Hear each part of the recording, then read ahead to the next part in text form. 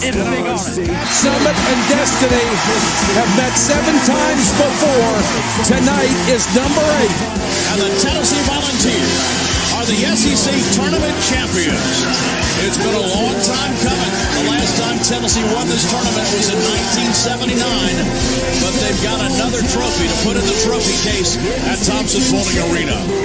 The 2023 SEC champions, the Tennessee Volunteers. Hit high in the air into left field. Stevenson circling in front of the fence into foul ground. He goes into the corner, makes the catch, and that's the ball game. And the Volunteers will hold the trophy. How much fun is this, man? God, I love it. High fly, deep right, and Tennessee walks it off.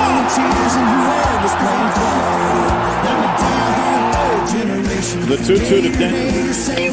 Well hit deep left field. It is gone. For the win for the Volunteers. From 40. On the way, a knuckleball. He got it. How much fun is this? Man, Rocky Top. This is college football at its absolute best. This is college sports and college athletics at its absolute best. We appreciate you for tuning in to yet another episode of the Vol Fanatics Show, and a very special one at that, because, Michael, it is finally game week, my boy. How we doing? Man, we're doing good. First off, I want to apologize to you and everybody else. I thought I deleted our old video. We do have an updated intro that was supposed to have played. I did not make sure before we started that it was on there, but man, we are super excited because it is finally game week. We hadn't had to wait as long as others have because of how awesome our summer was with, baseball winning the national championship, but it still feels great to be back. And Skylar, before we get fully into things, can you tell me what Tuesday, August the 27th is? Tuesday, August the 27th. Honestly, I didn't know what it was until you told me the other day. And I knew we were coming up on it, but Tuesday, August the 27th will be the official 1-year anniversary of the kickoff of this show. And, man, has it been a special ride. I mean, we're up to now 310 subscribers, almost getting one a day. All right, that's what I'm talking about. We got to start somewhere, right? And that's just on YouTube, not counting. I mean, we're way past that mark on Facebook. I think we're almost at 400 on Facebook. So, Tuesday, August the 27th, going to be a special day for us. Maybe we do a special podcast live, maybe hit up all the highlights of the last year or so. I think that'll be kind of a cool idea as long as our work schedules allow it, because we do work full time on top of doing this show. But very, very special year. You reached out to me on TikTok and was like, hey, man, let's do this thing. And I just jumped headfirst right into it. And I'm so glad that happened, dude. Yeah, me too. And if you had asked me a year ago where we thought we would be in a year of doing podcasting, I would not have imagined that we would be where we're at. I mean, you mentioned it, 310 subs on YouTube, well over 350 on Facebook, on the way to 400. And also part of a awesome community in the college huddle. That's right. I would have never in my wildest dreams thought that we would be where we're at right now. I mean, we've got 4 awesome sponsors for the show as well that support us. We are, spoiler alert, about to have our own website too. Yes, sir. A lot of big things here, and we can't really go any further without thanking all of our listeners as well, and really want to give shout outs to both of our wives as well, because they allow us to do this. They sacrifice some time with us to let us do this right here, and they're the real MVPs out there for letting us do this. So it's awesome. And there was a time, I'm glad that this comment is up here, because there was a time there was 4 listeners on the YouTube on the live. It was my parents, your parents, your phone, and Robert. That was it. That was it. Robert was our first true outside listener on the YouTube page. He tunes in and says, "What's up, guys? Happy Sunday. It's so good to have college football back. Love watching FSU getting beat by Georgia Tech. Any team in the state of Florida that loses is good in my book." Yeah. Did you watch that game? I was able to watch it because I actually did not have to run a route yesterday at work. I was training, so I got to watch my phone while training. Was that game really an upset? So when you look at the spread and you look at the teams from last year, yes.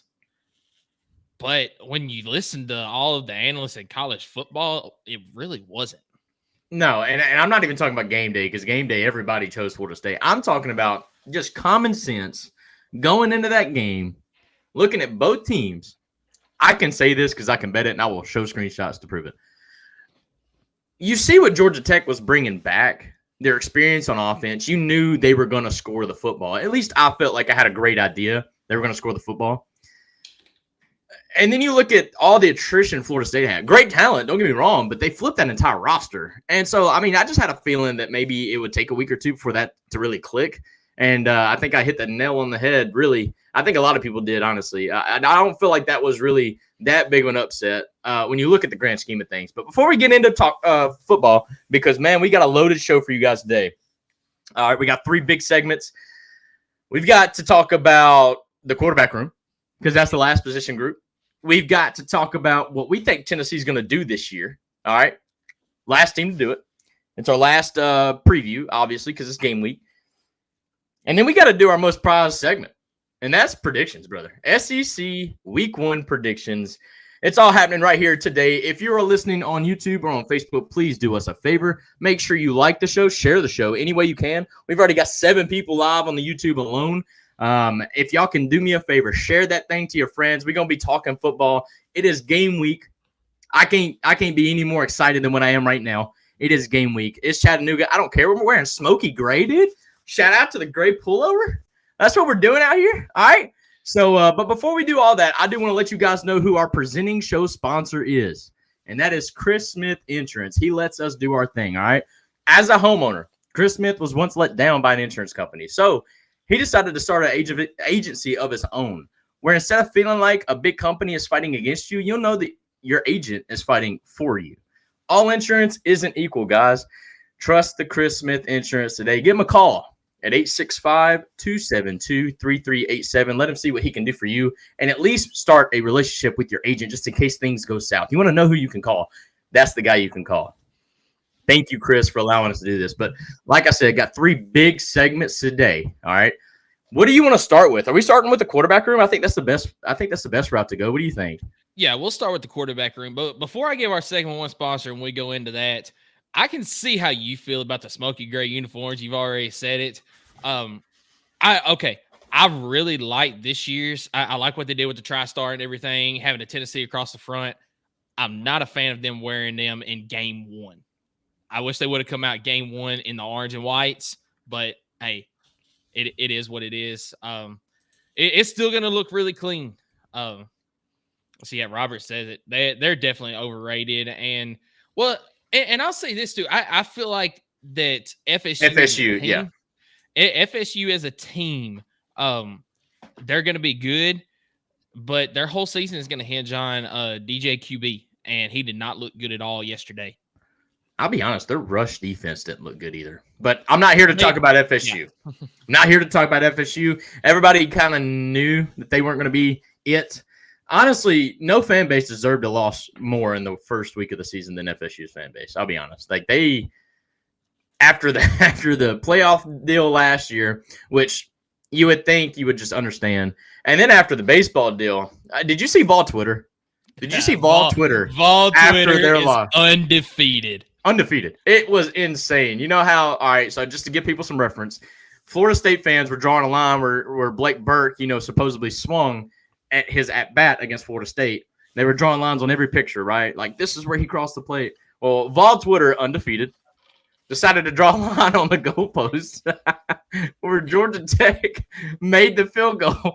And one of them, I don't know who the creator was of this post, but he was just like, since Florida State, fans like to draw lines, hopefully this one's clear enough for you. And it was the field goal. It was great, man. It was great. But let the folks know who our segment 1 sponsor is so we can get to talking about the quarterback room. Yeah, so our segment 1 sponsor is Optimal Asbestos Services, your trusted environmental consulting firm in Knoxville, Tennessee. State licensed and insured. We specialize in asbestos air quality management for commercial buildings and homes.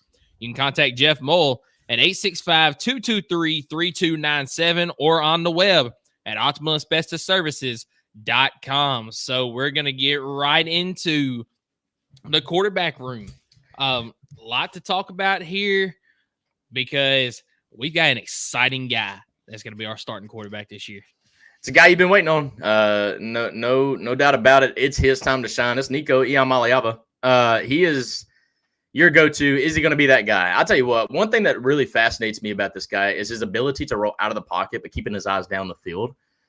And then if it's not there, being a playmaker. I feel like that's something that we kind of missed last year. I love Joe Milton to death, and I hope he does great at the Patriots, but I don't feel like Joe had that playmaker ability that I feel like Nico may possess that gives this offense just an extra layer and really unlimited playbook, I guess, if you want to call it that. What about you? Yeah, I completely agree with that. You know, we talk all the time about how we love listening to the EA show on 99.1 out of Knoxville. And Eric Ainge always said that when he was in the pros, they talked about the 40-60 split with a quarterback. About 40% of the plays that a quarterback has go according to plan. And whenever you are on, whenever you get one of those type of plays, that's when Joe Milton was at his best, when things went right. But when you get that 60% where something doesn't go right that you're planning on, he didn't quite have it to where he could make that play happen. Hendon Hooker was fantastic at it. If the play broke down, that's when he was at his best. And I really feel like that's where we're going to see Nico shine. He's got so much versatility that I think Joey Halsley and Josh Heupel are going to have a field day with the play calling this year. Yeah, right on. I mean, Hendon Hooker, I'm glad you shouted him out. He's still good at it. If you haven't tuned into any of the preseason games, that dude looks like he never even skipped a beat. I mean, he's clearly not scared of that knee. He's 100% healthy. He's out there balling. And if the pocket collapses, he takes off. He makes a play. And that's what I think Nico will be able to do. I think he learned that a lot from Hendon Hooker, honestly, during his recruitment.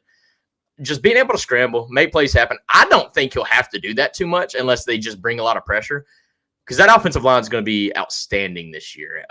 Definitely one of the most overlooked groups, I think, by the national media.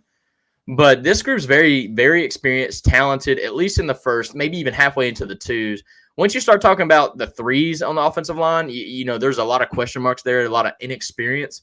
But I'm very, very comfortable with Nico being behind the line, and I'm so glad that, some of Josh Heupel's biggest recruiting wins, which we're going to talk a little bit about that because it's been awesome, was being able to keep some of these experienced older guys here for another year for Nico. I think that kind of gets overlooked as well. I mean, that's one of your biggest recruiting wins, I think, of the all seasons, being able to get Cooper Mays back, keeping John Campbell Jr., going and getting Lance Hurd from LSU. Those are some of the things that when you're putting those pieces around Nico, you're going to have a big wall in front of him to make those plays. Let's talk about some of the guys that maybe get a little overlooked just because obviously their name's not Nico Iamaleava, but let's talk about Gaston Moore and Jake Merklinger. And I'm going to call these a 2A and a 2B. Yes. Because I think that's what they are. Gaston Moore, what is this, his fifth year in the system? Because he came with Josh Heupel from UCF, right? It's either his fifth or his sixth. So this is Josh Heupel's fourth year at Tennessee, correct? Correct. And I know Gaston Moore was a player at UCF. Yeah, Gaston's been here every year, and he was there at least 1 year at UCF. He might be a sixth year. I would venture to say he's your back-to-back spring game MVP. Oh, absolutely. I mean, 100%. If you watch the spring game and you overreact to it like some people do, I mean, Gaston Moore should have been the starting quarterback this year instead of Nico. So, I don't know why he's not in the Heisman odds, but that's just that's me. No, let's talk about these guys because I think both are, I would say, equally as important to this room. One, for a foundation, right? Stability in the room. Two, it's complete polar opposites. You got Gaston Moore, who may be a little bit less talented, but I feel like his heart is there, and I feel like his experience and his knowledge of the game is unmatched. I think in the whole room, I think it's unmatched. So you've got that. You've also got Jake Merklinger, who I do think is uber talented, just like Nico. I feel like we would be talking a lot about Jake the way we talk about Nico if Nico wasn't already in the room. I mean, think about how these fans always overreact to a 4 or 5 star quarterback. Yeah. like Harrison Bailey. Second string at where? UNLV now? I don't know. He's actually at Louisville now. Second Is he string, at Louisville? So, yeah. That a boy. A guy like Caden Salter, who is actually doing really good at Liberty right now, but obviously didn't pan out, couldn't stay off the stuff here at Tennessee his freshman year. Yeah. But, Jake Merklinger, I feel like, is a guy that obviously a true freshman. What does he have to do to maybe take control of that second string or what? Because, obviously both of these guys are a play away from having to step in and do something. Even if it's something as simple as Nico gets sacked and his helmet comes off, right? Like, they are a play away. What these guys are to Nico is what Nico was to Joe last year and what Joe was to Hendon the year before that. So what does Jake, in your mind, feel like, from a leadership group, whatever, from a playmaker standpoint, what do you feel like he needs to do to kind of assert himself as 2A rather than 2B? He just needs to make sure that he's got the willingness to learn like Nico did last year under Joe. You sit back, and when your reps are there for you, whether it's in practice or whether it's in garbage time in the game, you take full advantage of those, and you prove to the coaching staff that you can be trusted to be put out there onto the field. And as long as he does that, then I feel like he's going to have a step up on George McIntyre, who's going to come in next year, because those two are going to be battling for the second string spot next year, because Nico will not be draft eligible. So he just needs to have the willingness to learn from the guys in front of him, because Gaston Moore, you mentioned it, he is probably one of the smartest quarterbacks that I've ever seen. I would say that Heupel's coached. Hendon Hooker was very smart, but I would say Gaston Moore definitely with the IQ is probably one at the top. Yeah, and his knowledge of the system, just because of how long he has been there with Heupel. He's basically a coach's assistant at this point, is he not? Exactly. And I really feel like that after this season, he's going to do like Kirby Cannell, and he's going to come back and be a player's assistant on the staff next year. So. Yeah, that's a great comparison. I would absolutely not be surprised at all if that's what he does. And who knows, maybe he works his way in that coaching room. And you know how Coach Heupel likes to hire from within. You could be looking at a guy like Gaston Moore that could be your future quarterbacks coach / offensive coordinator down the road. You know what I mean? Like, that's the type of person that I could see Gaston Moore being. But for right here, right now, I'm definitely seeing Jake Merklinger, Gaston Moore definitely being your 2A and B, depending on the situation, right? If it's a play here and there, I think Gaston Moore goes in. I think, honestly, from what I'm hearing, I could be completely missing the mark on this, but if Nico's helmet comes off or if he has a cramp, it's nothing too serious, but he's got to miss a play or two or maybe a series, I think Gaston Moore's your person. But if you're trying to replace Nico, if he goes down by any stretch of the means, which is very possible, and, it's football, guys, it happens, I think that's when this coaching staff really has to do something to get Jake really ready to go. And obviously they might numb down the play calling, which I think this coaching staff's kind of admitted that they did last year, is they had to do that for Joe, just kind of simplify the game a little bit for him as far as his reads. But that's something that they might have to take in consideration to make Jake Merklinger your everyday starter from that point on. But either way, I think both of these guys are very, very capable. They're very, very coachable, and heard very positive things from them in the offseason going into fall camp and leading up to this game week. I think this group right here, although they're young, other than Gaston's very experienced, I think this is a really talented group here. And I'm including Gaston Moore in that. I think that kid, if he had to make a play, is absolutely worthy of doing so. Gaston Moore is one of those guys that is invaluable to have on your staff, because he could absolutely go and be a starting quarterback at a school like, we'll just use MTSU, for instance. I would even go an SEC school like Vanderbilt. He could go and start for them. But, for sure in MTSU, a Troy, a UAB, one of those group of 5 schools, he could absolutely go and be a starting quarterback there and do a fantastic job. But the fact that he is willing to come to Tennessee, knows he's not going to get that starting job, but he could see the field if something was to happen. And then, we can't say enough about his knowledge of the game and him being like another coach there. It's that much better for Nico, for Jake, them learning the system and learning some of the things that they need to do on the field. And I think that along with the talent that they have it's one of the things that's going to make this quarterback room this year really exciting. 100%. Let's kick this back to Nico a little bit. I mean, Yeah. Expectations are through the roof. There's betting odds out there. Not trying to be, not saying that I did or didn't bet on it. There's betting odds out there for Tennessee to win the national championship and for Nico to win the Heisman. That's the type of hype that this kid's getting around him just in his redshirt freshman year. That's another thing we have to remember. This guy is a redshirt freshman.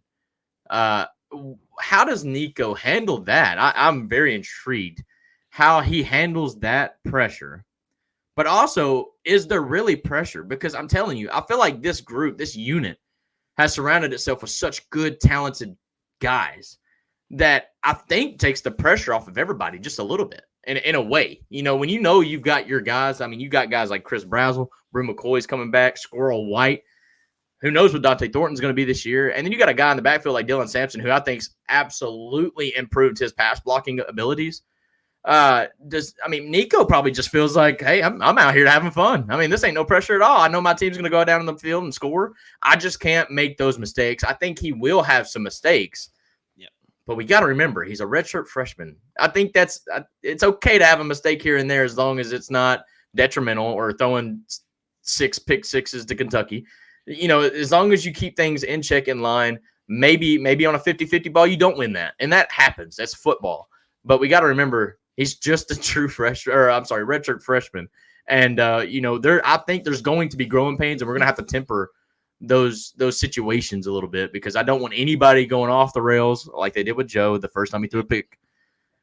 Oh, we're going to Jake Merklinger, like something stupid, So I'm really excited about what this kid does. I think his running game is going to be amazing. I think that's something that I don't think anybody's really talking about enough, but I was rewatching the Iowa bowl game and his first touchdown when he kind of took off in the middle right through the defense. I understand offense was bad, but their defense was decent. But Nico was fast. Yep. He's got wheels. Like he can run very well. And really excited to see what that kid can do this year. So before I kind of continue on that, I love that little dig that you threw at Jarrett Garantano there. 6 pick sixes against Kentucky. So, but no comment. Yeah, but yeah, you mentioned the Heisman odds. Nico right now is tied for the 4th best odds to win the Heisman right now, tied with people like Jalen Milroe and Will Howard. The only 3 that are ahead of them right now: Dylan Gabriel, Carson Beck, and Quinn Ewers. So yeah, expectations are absolutely sky high. They're wild. Right now, yeah. For Nico. But you pretty much hit the nail on the head with everything that you said there. He's got all the talent around him with guys like Squirrel, Brew, Chris Brazzell, Dante Thornton, that they can make his life easier as long as they are able to separate this year. Because that's something, and I really think that's one reason why Joe has this big knock on him, because yes, he had his struggles. Had to thread the needle every throw, right? Exactly. I mean, he had his struggles. Don't get me wrong. But because his wide receivers last year could not get separation, especially after Brew went down with injury, he literally had to thread the needle every time. So, I mean, I think that's why he doesn't get the praise that I feel like he deserves sometimes. But, you mentioned the running game with Nico. That's absolutely going to be key. But the thing that I love most about Nico, we talked about, he is that guy that he can do the off-scripted plays. But he's still not thinking about running first. He's going to scramble out of that pocket, but he has his eyes downfield. He's still looking to make a play downfield. Now, I do think we're going to get a couple of times this year where he's looking downfield. He should probably run it and, pick up a couple of yards, get positive yards on it, but he's going to force the ball downfield at some point. That's what playmakers do. Yeah, absolutely. But at some point, he will either get picked or something is going to happen that's going to make us want to pull our hair out because of his him wanting to make that play downfield. But the good thing that I also love about him is they said they talk about in practice, when he makes a mistake, he learns from that and he does not make that same mistake twice. I'm glad you bring that up. That's Josh Heupel's whole coaching emphasis since he's been here. He said it over and over and over and over and over again when he does these practice interviews. If you watch them I think they're on Tuesday mornings, maybe Monday mornings. he'll go in and he'll stay on stage, on his podium. Like, look, we had a great week of practice. There are mistakes, but don't make the same mistake twice. He says that so many times. If y'all watch any of that, he'll say it over and over. And so I think it's a good thing when you actually hear a player doing it. When you know he's making a mistake, but he doesn't do it again. And, maybe he does it like maybe it's related to the same thing he did, but it was just a little different, whatever. But they're always getting better, never making the same mistake twice, growing, adapting, whatever he's got to do. But I agree. The runs I'm particularly talking about, you've seen in the Iowa game, were actually draws straight. I mean, it was called quarterback runs for Nico. And Joe Milton had several of those called, but I don't feel like it was near as often as what Nico got called in that Iowa game. But maybe they just seen something against that Iowa defense that they thought would work against it. I don't know. But, I was more talking about the quarterback called runs. Of course, he can do something out, off script. But like we've already said, Nico does a great job when he rolls out, keeping his eyes downfield. And we've seen that just in the orange and white game. Think about his true freshman year when he rolled out and he hit Ethan Davis, another true freshman last year. I'm talking last year, not a couple months ago.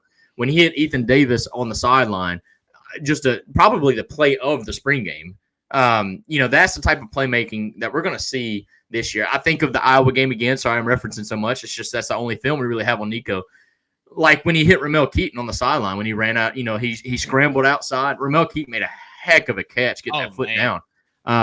But it's plays like that we're going to see a lot from this quarterback. And I think, the wow factor. How many plays did Joe have that you were just like, wow, Squirrel White against Alabama was one of them where the throw was just really almost too much, but it was a really good spot. And then Squirrel just made a really good catch. But, I feel like we're going to have a lot more of those wow moments with Nico. And I think that's why you're seeing the stock as high as it is for him. Yeah, I completely agree with you. And, though I feel like we're going to see more of those design runs because Nico is more willing to run the ball than Joe is. Yeah. They basically had to tell Joe last year, midway through the year, hey, we're going to need you to run some. We're going to call some more design runs to get you running the football. And you saw in that the UTSA game last year, play number 1, Joe Milton, 83 yards down the sideline for a touchdown off of a designed quarterback run. But I do think we're going to see a lot of more design quarterback runs, a lot more read option type things like we saw with Hendon Hooker 2 years ago. And I tell you what I want to see. Obviously, we don't want to see it much just because that teams will get used to seeing it. I want to see a little bit of that speed option, kind of like we saw with Hendon and Dylan Sampson like 2 or 3 times back in 2022. Yeah. I would love to see that with Nico and with Sampson in the backfield. Oh, yeah. Right on. Well, dude, I think that's a pretty good grasp on this quarterback room. Obviously, the big 3 there. Is there anything you kind of want to add on to this before we get into the schedule prediction for Tennessee? Well, I do want to touch on this real quick just for the future, because Heupel is doing a fantastic job of getting talented quarterbacks in. I mean, each year that he has been here, he has gotten a 4-star or a 5-star quarterback to commit. And I think that's going to continue. But guys, don't be surprised if you see one of these quarterbacks transfer out, because next year, for instance, you're going to have Nico, you're going to have Jake, and you're going to have George all on one staff. Nico is obviously going to be your starter going into next season, and you've got Jake and you've got George that are going to be battling for that second string spot. Let's just use the scenario that George McIntyre beats out Jake Merklinger for the second string spot, and then going into that following year, he gets that starting spot. Do not be surprised if you see Jake Merklinger transfer out, but don't panic. Don't think that there is any sort of thing going wrong in that room, because you look behind him, you've got Fajon Brandon coming in. So it's also the age of college football. You are going to be seeing these talented quarterbacks commit to a team.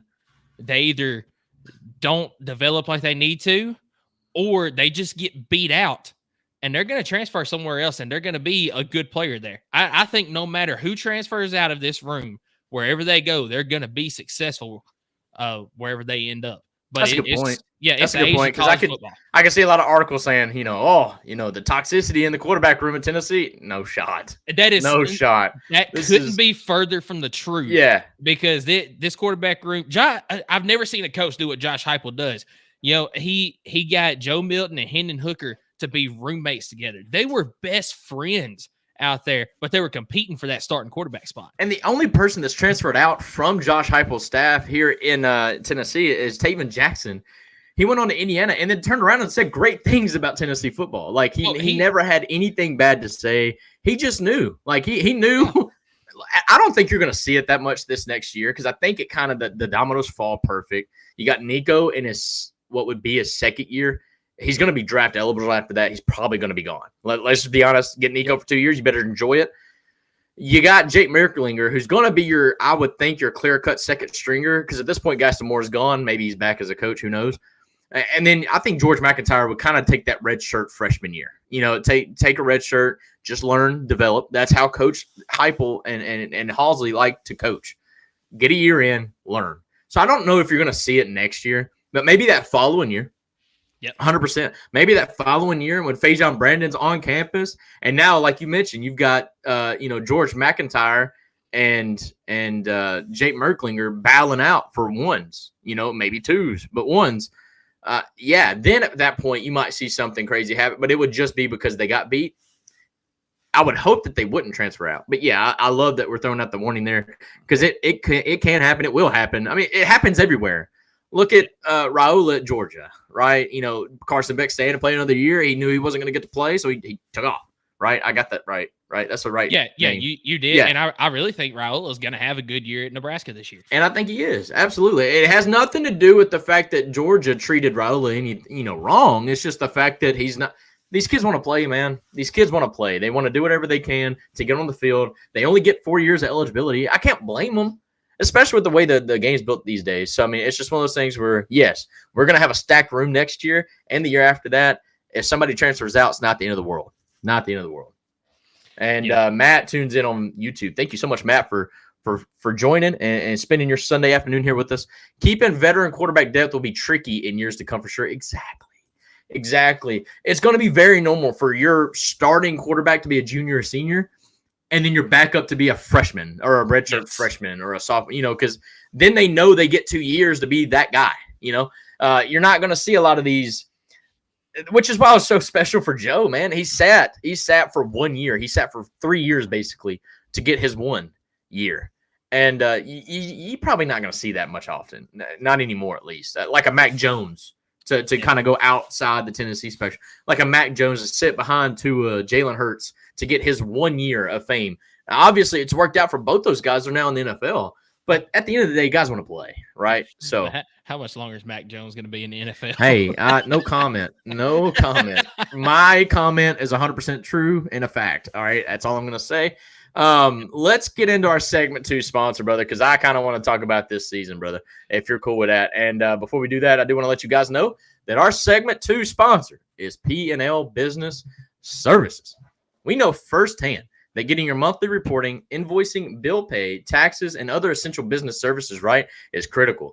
That's why at P&L Business Services, we go beyond bookkeeping by providing you with everything you need in your back office so you can have your time back and the peace of mind to do what you love most, which is building your business. Behind every successful business is a great bookkeeper. Reach out to P&L Business Services at PNLBusinessServices.com. It's as easy as that, guys. Thank you so much for sponsoring us and in supporting our show for segment 2. And voila, we have the Tennessee schedule. Some people call it a cupcake schedule. I think they're full of crap. I think it's actually very similar to another SEC foe. And when is it Texas that I'm thinking of that had to play Georgia, Alabama, Oklahoma? Like, I feel like this schedule is very eerily similar to Texas, I think. Texas only plays Georgia this year. They don't play Alabama. Okay, thank you. They played Alabama last year. That's fair. I think Auburn is who you're thinking of. Maybe. I felt like the big 3, if you want to call it, maybe 4. But playing Georgia, Alabama, Oklahoma. Oklahoma obviously is not the, I guess if you want to call it right now, better of the 2 teams coming into the system. But I think for this team alone, for Tennessee, I think that Oklahoma game could be the second hardest game on the schedule. I really do. And that's a hot take. That's a very hot take, and I'm okay with that. But think about, one, Josh Heupel's night away woes. This Oklahoma game is 100% guaranteed to be at least 4 o'clock Eastern or later. Obviously, he's going back to his home where he played college football. I don't think it's going to be a hostile environment by no means, but I think it's going to be an emotional environment. I think this could be a game for Josh Heupel. He's going to want to win. Don't get me wrong, but I mean, how do we handle that? Oklahoma's first SEC game, they're not going to want to lose that. They don't want that narrative to come into the SEC and lose immediately, right? So we're going to get Oklahoma's best punch. Obviously, they do have a new offensive line out there. They have a new quarterback out there. What are they going to look like? We don't really know. But one thing I'm very confident in is our defense. No matter who we're playing, I think our defense can go toe-to-toe with anybody.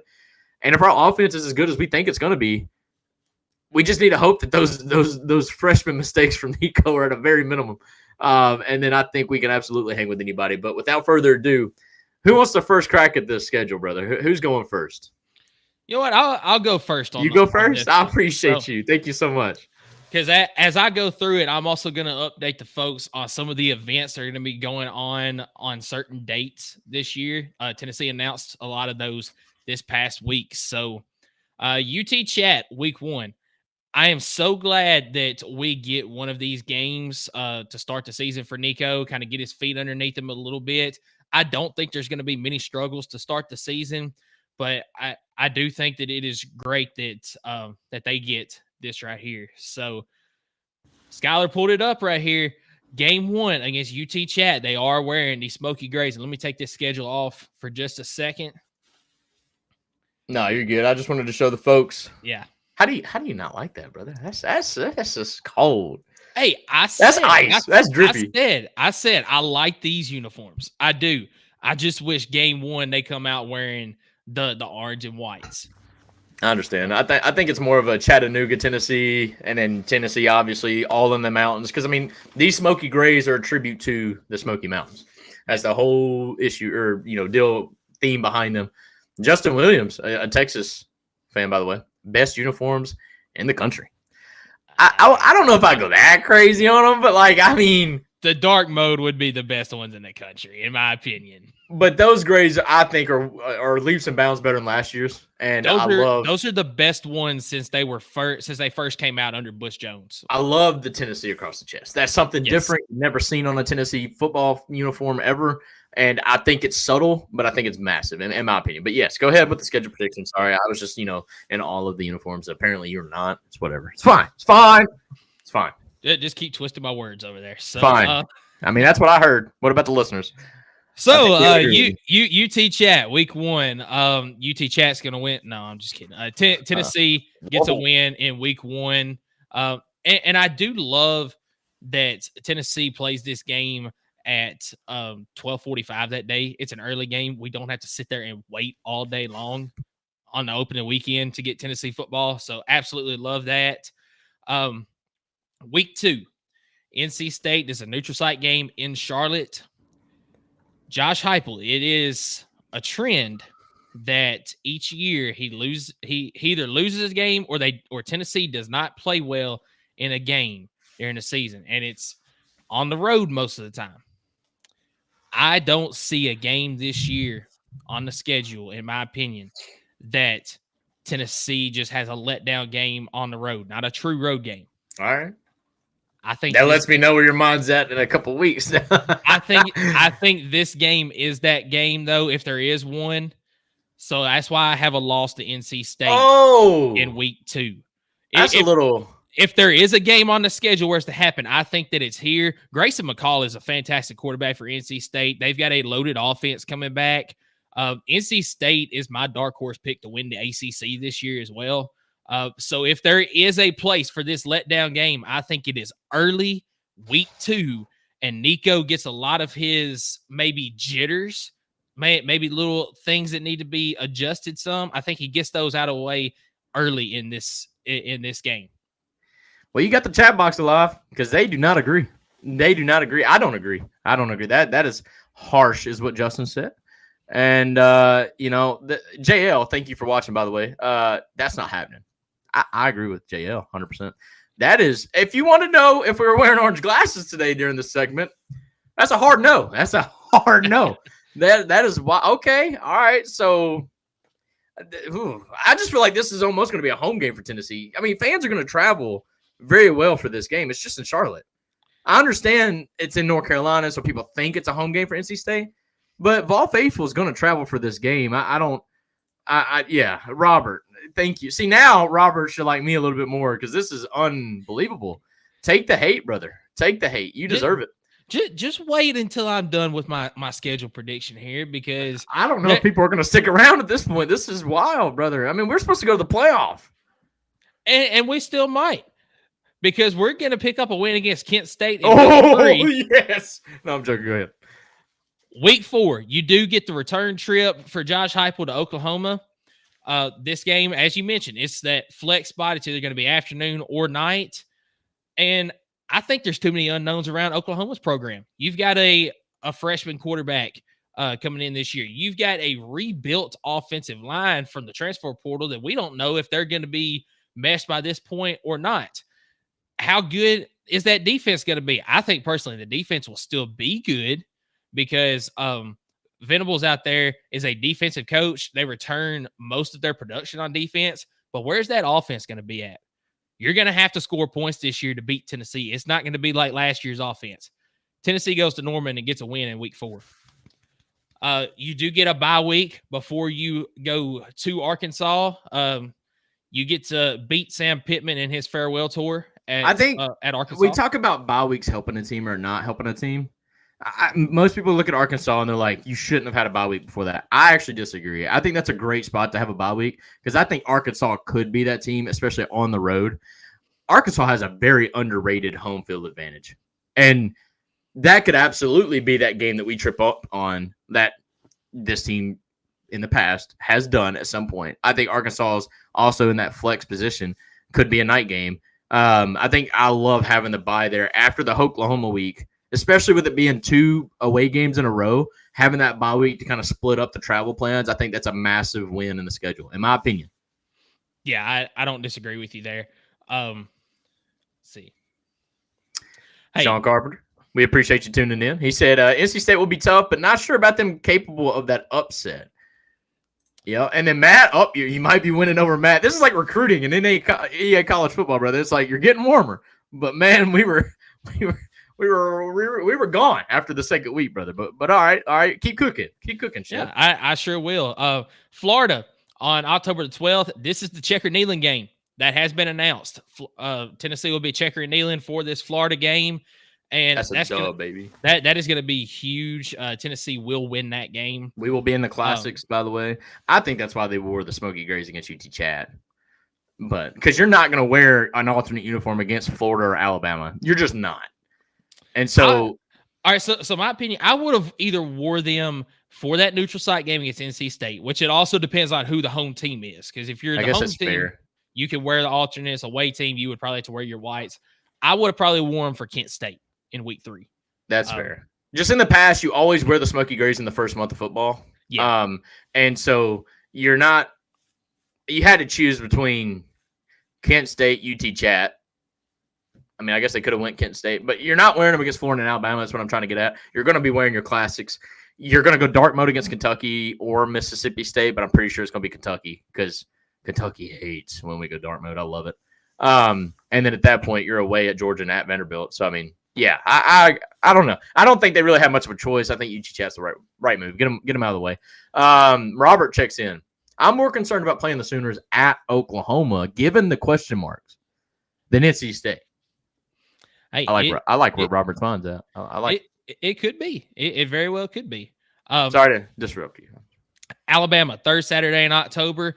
The baseball team will actually be recognized during this game right here for winning the national championship. So they'll be recognized during this one, 3rd Saturday in October. I said during our Alabama predictions, I went back and forth on this one just based on the spot of it. This is Tennessee's 3rd SEC game in a row, but you do get it at home. I think Tennessee picks up a win 3rd Saturday. Oh, we're cooking. Yes, sir. All right. Okay, I might forgive you on the NC State game. Keep going. All right, here we go. Kentucky. Let me tell you why I guarantee a win against Kentucky How this can you year. not, dude? You get them after a bye week. You get them at home. This will be the dark mode game. That's what I'm saying. Because Mississippi State is homecoming. They're going to wear their classics on homecoming. They're not going to wear dark mode. This will be the dark mode game. Tennessee does not lose to Kentucky, especially not wearing dark mode. Tennessee is going to win big in this game right here. Undefeated October going into November. I like it. Okay. That's also Champions Weekend, so they'll be recognizing Tennessee baseball, men's basketball, and softball for their championships. You know, basketball and softball was SEC. Of course, baseball, SEC, and national. I think there was actually a couple other sports that won some SEC titles as well. But do we still have to say co-champion for SEC baseball champion? Or do we even care about that because we won the Natty? I think we don't even care. We're absolutely not gonna go co-champions because we won the national title. I was gonna say that's what I'm saying. Like, not. I would almost give it to Kentucky. Yeah, you can have the SEC championship.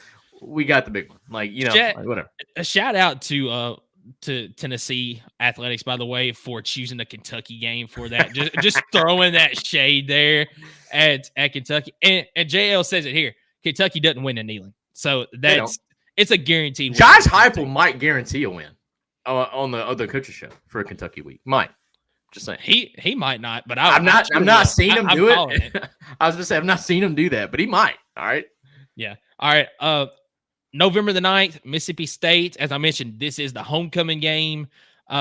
This one actually, I'm not worried that Tennessee is going to get beat, but this one actually worries me a little bit more than maybe in Arkansas or a Florida. This one actually worries me more than Kentucky does, just because Jeff Lebby runs the same style offense. But Tennessee will get a win in this one. Oh, yes, sir. All right, now my faith has been restored because now I know what the worst case scenario of the schedule is. All right. You go ahead and finish it out, baby. That's what I'm talking about. At Georgia, November the 16th. This is going to be a loss because until Tennessee can prove that they can beat Georgia, I'm going to pick Georgia to win this game. That's so. Fair. So that Georgia game, that is. I mean, we've lost to them 7 years in a row. The 8th year ago, when the last time we won them, it took a Hail Mary to do it because our defense just could not stop water if you were on a boat or whatever. Look, I understand that pick. I don't think anybody's going to push against that pick. One, Georgia's number one in the polls. They're predicted to go all the way. I think with how the SEC championship went last year, Georgia's going to have a massive chip on their shoulder. They do have a tougher schedule this year, but I do think being between the hedges, this is a fair pick. But I will say I do like the spot of this game for Tennessee because Tennessee plays Mississippi State at home the week before. I'm pretty sure Georgia gets Ole Miss on the road the week before. Yes, absolutely. And Ole Miss will probably be some of the stiffer competition they'll see too, other than Alabama. Obviously, they play Alabama early in the year, and they play Texas before that game too. Yep. Georgia has a tough schedule. Yeah, so I like the spot for Tennessee, but I still think on the road, Georgia, that's a loss. All right, UTEP, November the 23rd. This is going to be the Armed Forces game. That's another reason why this one you weren't going to wear smoky grays either. This might be when exactly is the We Back Pat game? When do they normally recognize it? Will either be UTEP or it'd have to be against Mississippi State. Yeah, I think you're right on that. Or they could do it unlike years past and just do it against Kent State. But I wouldn't think that they would do back-to-back home games, not doing just like some sort of classic uniform. So, yeah, I agree with you. But yeah, win against UTEP, and then unfortunately you drop one to Vanderbilt. No, I'm just kidding. I'm totally my boy has jokes. That's crazy. All right, so 10-2. What's your floor and ceiling with this team? So I'll start off with the ceiling. My ceiling for this team is 11-1 because, like I said, I can't pick Tennessee to beat Georgia right now. So I think that 11-1 is the ceiling. I think the floor, and this has to be where things go wrong. I mean, absolutely wrong for Tennessee, but I still don't see them being any worse than 7-5. I think this 3-game stretch against Florida, Alabama, and Kentucky is huge. So I could see losses to Florida and Alabama. I certainly hope not because you get both of those at home. And then the obvious other one would be Oklahoma. Yeah, 100%. That's fair. That's fair. All right. Yeah. You lost me on September 7th, and then you reeled me back in for the most part. That's why I said just wait to the end. I've got Tennessee on 10-2, outside shot to make the playoffs. It just depends on what the other teams in the SEC as well as other conferences do from there. But Tennessee's going to have a legitimate shot with this schedule right here. If it was to go according to what I put, they've got a legitimate shot of making the playoffs with that right there. Right on. And that is your schedule prediction for the 2024 season for the Volunteers. I'm going to get right into it. I'm not even going to waste any time. Zach says, clear the board. That's exactly right. Wipe it off, dude. Get that loss out of my sight on the NC State game. Because, brother, I'm going to just start it out with a dub. I mean, it is – I'm not even going to talk about it. NC State may be an underrated, sneakily good team, and I think they could be. Not good enough to beat Tennessee. I'm sorry. That's just not the way I see it. And then September 21st, I will be going to this game thanks to a friend of mine back when I lived in Oklahoma for a short stint. He said, man, if you can make it here, I got you a ticket. Now, I said yes like 7 months ago without realizing how much it took to get there. But I was already knee-deep, brother. I was like, you know what? I'm going. So, I ended up spending a lot of money on this. But whatever. I'm going to be there. It's going to be worth it. At Oklahoma, though, a bunch of question marks around that team. There's not a lot of question marks around ours other than our secondary, right? But I still think, just given the away woes at night, this could be that game where we trip up. I do have a loss against Oklahoma. I think that's going to be a hard reset for this team to kind of temper a little bit of the hype a little bit, reset our focus right before the bye week. So basically in football talk, Josh Heupel is going to get in their ass, excuse my language, for the next week, reset their expectations, go week by week, and understand, look, we're not unbeatable. We're a team, and we're going to have to play together in order to win every game. And I think this team's capable of doing it.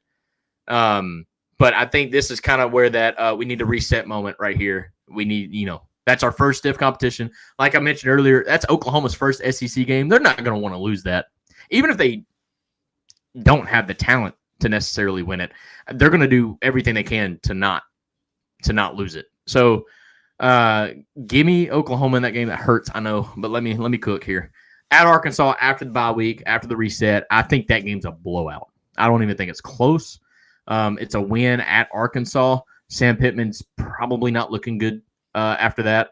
Telling you, Sam Pittman farewell tour. I'm telling you, I just don't think it's going to be a good season for them. I don't think it's going to be a great season for Florida, unfortunately. Even in Florida's worst seasons, they find a way to beat us, but not at our place. So I'll take the boys to beat Florida. I think that's going to be a big emotional win. It shouldn't be, but I think it's a great tone setter for who we get the next week. And that's Alabama. Welcoming Kalen DeBoer to Neyland for the first time. That is going to be just a monster game. You're going to be stuffing about 103,000 people into what I would say can only really hold 101 after that party deck got installed. But give me the boys against Alabama. I think, like I said, I think this team's going to have that real hard reset after that Oklahoma game. And this team, mind you, the last two seasons, is it 14-1 or 13-1 with their only loss coming to Georgia? They are undefeated at home in the last two seasons, other than that Georgia loss last year. I think they keep that. I think they keep that rolling, and they especially keep that rolling in the night game against Kentucky. One thing I missed in my schedule prediction, also Josh Heupel is 8-1 as a head coach coming off of a bye week. Yet another reason they're not losing to Kentucky or Arkansas for that matter. Yeah, I mean, I didn't even know that. I didn't pull that stat up. I heard it this past week. His only loss coming off of a bye week was when he was at UCF and he lost to Memphis. I believe the score was 50-49 off of like a 2-point conversion, like a walk-off 2-point conversion for Memphis, something like that. That's his only loss coming off of a bye week so far as a head coach. Well, look, Josh Heupel's a schemist, and when you give him 2 weeks to scheme against you, good luck. It's the way it is. I mean, the defense, I I believe the defense is already preparing for NC State. Not that they're overlooking UT Chat by any means, but that there's no way. Like every team is always probably planning out 2 weeks ahead. You know what I mean? So, they're always staying up to date, trying to stay 2 weeks ahead of the thing. And when you get 2 weeks for the offense to scheme against your defense, it's hard to beat that, especially when you're talking about an offensive-minded guy. Mississippi State, we get them at home. That's going to be a win there. Mississippi State, I don't really know what to expect. I think they're going to be a flying offense. I mean, I think they'll actually score some points against us. I would say that they'd probably get 21 to 24 points against us. I hope not. I hope our defense is really good. But I could see Jeff Lebby in that offense being a little explosive, kind of like that, reminiscent of air raid Mike Leach, sort of, somewhat. That's why Mississippi State makes me more nervous than even a Kentucky or an Arkansas, just because I think they're going to be able to score points this year. Yeah, I've never been scared of Kentucky ever in my life. I agree. I will never, ever be scared of Kentucky. At Georgia, I agree with you 100%. Can't predict it till it happens. It's been 7 years. It took a miracle to win the last time, but we did beat them between the hedges last time. So it's not like it's impossible to win there. Just not picking it. UTEP and Vanderbilt, easy wins there. I think this team goes 10-2. I think their ceiling. I agree with you, JL. I think Mississippi State does lack the players, but again, I mean, look at what we lacked. Josh Heupel's first year here, and we almost beat Ole Miss. Went toe to toe with a lot of the big teams, but in that fourth quarter we fell off because we didn't have the talent. I'm gonna just take Robert's comment. Robert, I agree with you. My God, frame this. Screenshot it, please. So I'm going to frame it. All right. Robert says, screw you, Michael. I agree with Skylar. That's the first time he's ever said that. He didn't say screw you. All right. I threw that in there for me. Likely losses at Oklahoma and Georgia. Ceiling 11-1, floor 9-3 at the loss at Alabama. I'm actually going to disagree with the floor. I think the floor could be 8-4 with the loss to Florida too. Just because it's a mind game of Florida. Not that I want that to ever happen. But Justin says, just kidding, losses to Oklahoma, Alabama, and Georgia. Look, I think the floor here is 8-4 with losses to Oklahoma, Florida, Alabama, and Georgia. I think the ceiling is 11-1 with the loss to Georgia. I think it's pretty simple. Matt says, screw all of y'all. The ceiling, there is no ceiling. There is none. It's 12 and up. I agree with you, actually. Just not on record. I agree with you, and I can show you the best to prove it. So the ceiling is actually 12-0. Don't put a cap on this team. What are you thinking? I like you, Matt. Thank you for joining in. So that's our schedule predictions on record for Tennessee football. NC State's wild, brother. That's a wild pick for a loss there. Definitely would make me feel a little bit like a Florida State fan being so excited for the season and then losing immediately. That would kind of suck. But see, I know I'm taking this more as a personal standpoint here, but Cornersville a few years ago when they went to the state finals, they lost game 2 of the season, and pretty much they actually got embarrassed in that game. Ran the table to the state championship game. Unfortunately, got beat in that one, but I feel like if there is a loss early. And that Oklahoma game could be that game as well because it's still. That's the way I look at it. I look at the Oklahoma game like that. That's me. I don't think NC State has the dogs. That's just me. Maybe Oklahoma doesn't either, but I don't know. Yeah, so that's where I'm picking it. And plus, kind of wanted to be a little bit different. I knew after the schedule prediction that we did for Oklahoma, I knew you had the loss there. I had the win. I've really dug into this schedule, and the NC State game is the only one I can see as far as a road game because it's not a home game, but it's not a true road game. But that's the only place because of the teams that Tennessee gets this year. You get Oklahoma on the road. I understand it's going to be a difficult game. I just feel like Tennessee is going to be a little bit better at this point. I guess a little bit more well-rounded at this point would be a good way of putting it. And then your other games are Arkansas, Georgia, and Vanderbilt. Georgia, we've already predicted is going to be a loss. And then I don't see a letdown against Vanderbilt or Arkansas. Yeah. Yeah, I got you. That's agree. Look, and to your point about just being a little different, I agree with that because, honestly, I've had this in mind for over 2 months. This is just how I've had the schedule, the season going, I guess. I was stupid and predicted them to go 12-0 on TikTok last year just because, the beats thing that Joe Milton had and then him putting win in the East, like, really fired me up. And I was like, you know what? Screw it. Let's go. I just believed in Joe Milton's physical attributes. But at the end of the day, you got to have a little bit more than that, right? So it kind of hard reset me. Now, obviously, Nico is also sponsored by Beats, but he didn't put win the East in there. He just couldn't go out and win the Natty. I was going to say because there is no. I didn't know if anybody catch that. There is no East this year, obviously. But no, this is how I had the schedule working out, and then I realized that like so many people have this exact same prediction, and I'm like, well, that kind of sucks. But I didn't want to change it because like this is truly how I felt, and so I kept it. I do want to be different in a way, but I also want to be. I want to be legit. I mean, this is how I truly feel like it's going to happen. If we lose to Oklahoma, it's going to suck. I'm going to hate it. I'm not going to be surprised by it, especially as long as we make those corrections and run the table up until Georgia. And honestly, if we lose to Oklahoma, I'd love for us to beat Georgia just to kind of help erase that loss out of my memory. And I think this team can. I mean, like Matt said, there's no ceiling on this team. There is no ceiling. How dare you put a ceiling on the boys? So, no, that is fair. I see this team finishing probably tied for 4th in the SEC when it's all said and done. I think this team, if they finish 10-2 along with Missouri the way we predicted it, I think in the rankings this team would get the nod. I think their schedule's a lot better as far as if they did like an RPI ranking, I guess. I don't know how do you call it. I think it's RPI in basketball. If they did like a ranking of the strength of schedule, which they do, I guess, technically, this team would absolutely get the nod over Missouri as far as the SEC or the national AP rankings. They could be an outside shot of making the playoff. I really do. I think they could be there with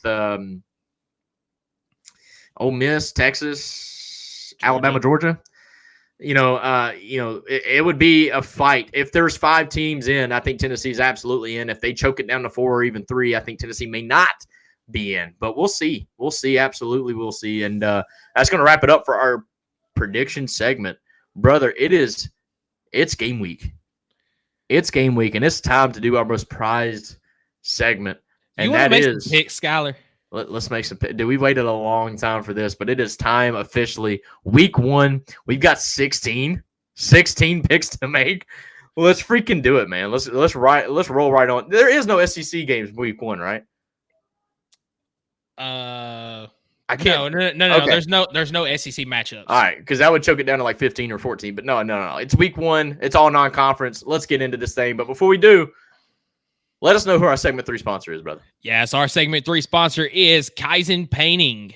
Do you want a colorful life? Kaizen is a painting and drywall company that provides residential, commercial, exterior, and interior services. At Kaizen Painting, we understand the importance of a beautifully painted home and properly installed and repaired drywall. We're here to bring your vision to life. We care about providing you with a personalized, efficient, and quality service. If you live in Knoxville and surroundings, contact us for a free estimate at KaizenPainting.com. Color your life the Kaizen way. So I will be having some graphics put up on the screen, hopefully by next week for these games. But unfortunately, this week I was not able to. Unfortunate, brother. What are we doing? We're going to get right into some games, and we'll have it on the graphic when we get to the upset picks. Skylar did win the pick segment last week. Got lucky with some upset picks, but what are you talking about? Georgia Tech, you gave me 10.5 points, dog. No, I said last year. Oh, last year. I thought you said last week. My fault. We didn't even pick last week on those. So I did though, because you already admitted that you chose Florida State and the points. And I took Georgia Tech straight up money line, dog. I took it straight up. Dude, imagine being 1-for-1 on the season in betting, bro. And it was an upset. It wasn't an upset. Look, Georgia Tech, honestly, I didn't see that as an upset. Anyways, I digress. It's time to pick some SEC football games. Should be an easy week. It's non-conference, but I think there's several games in here that could trip us up. All right. We're starting off with Arkansas, Pine Bluff, Arkansas. I think we both can agree. This is 7:30 ESPNU Thursday, the 29th. We're both picking Arkansas here, right? Yeah, Arkansas is getting the win here. Sam Pittman's hype goes back through the roof after this, correct? Yeah, absolutely. It's not going to last long, but it does go back to the roof for this one game. But yeah, take those notes, brother, because we got to keep scoring this. All right. Yeah, I've got them. And this game is actually in Little Rock. They're doing another opening game, Little Rock. That's right. It does say War Memorial Stadium. Yep. I think you mentioned this is on Thursday night. Also on Thursday night, we have Missouri and Murray State. This is at 8:00 Eastern on the SEC Network. Missouri will be a top 10 team. They already moved up in the rankings. They just didn't know it. Yeah, absolutely. I think it's pretty easy. This one is also Missouri. I agree with you. I know it's boring, but we got to do it. We got to go on record and say it. So, in case you wanted to pick an upset, but Friday, the only SEC game Friday, August 30th, is going to be Temple at Oklahoma. This is going to be 7:00 p.m. On ESPN. This is in Norman. Temple's a solid team. Definitely don't need to be overlooked, but I do think Oklahoma pulls out the win here. If not, there's major question marks of the coaching position in Oklahoma. I actually disagree with the solid team thing for Temple. The spread in this game is 43. Temple solid of Oklahoma. Temple solid. I stand by that. I will watch the game just to prove it. Oklahoma's going to win this game big. I'm trying to make it more exciting, Michael. Shut up. Yeah. But now we get to the Saturday slate, and there are some interesting games on this Saturday slate. Kicking off at noon, too. Yeah, starting off with the noon game on ABC. It is Georgia and Clemson in Atlanta. I'm just going to go ahead and tell you this one's not going to be exciting either. Georgia, the spread is 13.5. They're going to win by as many as they choose. Solid like Jello. That's exactly what I mean, bro. Thank you, Justin, for saying that. Yeah, Clemson being 14th in the nation. They'll actually probably be 13th coming next week. Yeah, I don't think this is going to be pretty for Clemson. This is going to be another week 1 loss for Clemson. Another week 1 loss. I say that because they lost to Duke. Duke was who we both chose Duke to beat Clemson last year in the opening. Yeah, I see Clemson dropping another one in week 1. It's just that's a tough draw getting Georgia right off the bat. And what is a big revenge year for Georgia, right? I mean, you didn't lose a single regular season game. You lose a very close one in the SEC championship, a game that's not supposed to penalize you as much as a regular season loss, and they missed the playoff for it. Yeah, I could see Georgia going on a tear here, beating them open, just like they did against Oregon. That's exactly what I was going to bring up. That was, I think, last year. It was last year? Okay. Georgia I guess Dan Lanning. So Georgia beat them 49-3 in that opening game. It was ridiculous. But I could see that happening. I mean, yes. 100% buckle up, Clemson fans. It doesn't mean your season's over. Look at what Oregon did after that. But just bend over and take it and get back home so you can actually focus on your season. That's all I'm saying. All right. Virginia Tech, Vanderbilt. I'm taking Virginia Tech here. Yeah, this game is also at noon Eastern. This one is on ESPN, in which Vanderbilt is going to get beat there. The spread here is 13.5. I do think Vanderbilt could backdoor cover this one. Maybe get a late touchdown. They do have a solid quarterback. I do not need to forget about that. Vanderbilt does have a solid quarterback from New Mexico State who beat Auburn last year. All right. But do you see Vanderbilt as being more talented than New Mexico State? I don't know. I would have to agree that they should be. I mean, it's SEC talent, but we all know it's bottom of the barrel SEC talent. So Virginia Tech, I think, is kind of one of those sleeper picks for the ACC this year. So I'm going to go with Virginia Tech. Yeah, they are. Like I said, Virginia Tech is going to win, but I can see a backdoor cover for Vanderbilt, maybe get a late touchdown and make it a 11, 12-point game, something like that. So I do think we're going to see a little bit better Vanderbilt team than we did last year, but it's not going to matter just based on them being Vanderbilt and everybody else is better than them.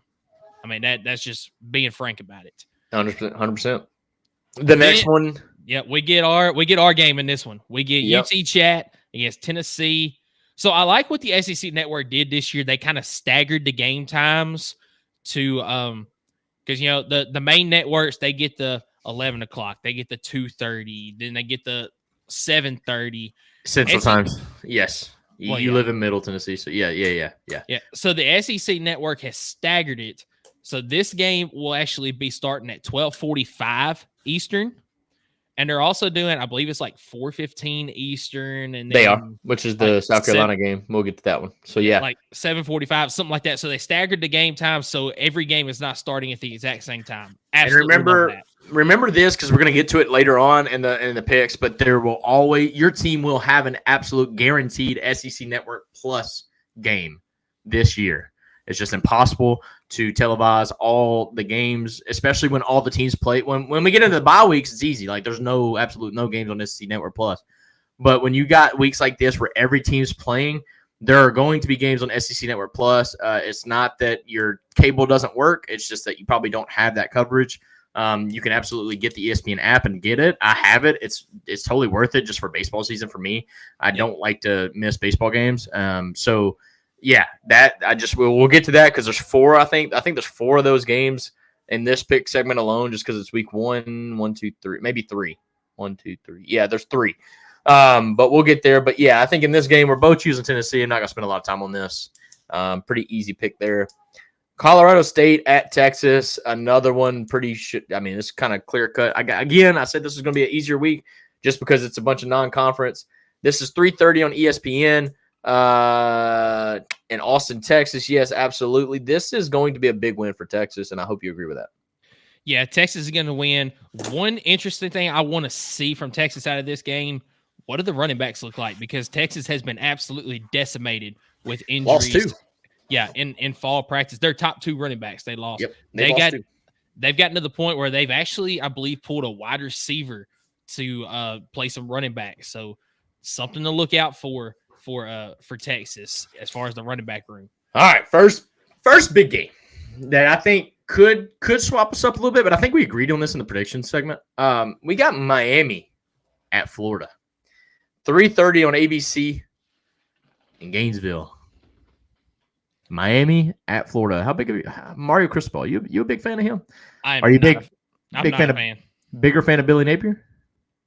So I like Billy Napier.